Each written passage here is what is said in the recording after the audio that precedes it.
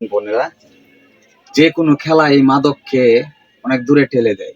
আর যে বয়সে আপনার খেলার কথা, সেই বয়সে যদি মা বাবা খেলতে না দেয়, সমাজ যদি মাঠের ব্যবস্থা করে না দেয়, তাহলে এই জাতি ধ্বংসের মুখে এবং মাদকাগ্রস্ত হয়।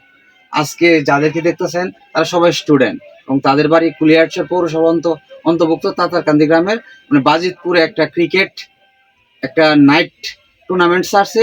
এই দলের তারা খেলোয়াড় এবং কুলিয়ারচরের পক্ষ থেকে, কুলিয়ারচরের মধ্যে অনেকগুলো দল আছে, তাদের মধ্যে তারাও একটা দল। আর তাদের ক্যাপ্টেন হচ্ছে আরিফ। আরিফ, কিছু বলবো? তুমি বলো। না, ঠিক আছে। আর এটা হলো তাদের জার্সি প্রণীধর, এটা হচ্ছে তাদের জার্সি। এবং আমি তাদের পাশে আছি এবং আমার যে শোরুম ইনশাল্লাহ তাদের পাশে সবসময় থাকবে। তারা যদি ফাইনালেও যদি উঠে, তাদের জন্য আমার পক্ষ থেকে বিশাল একটা ব্যবস্থা হবে ইনশাল্লাহ।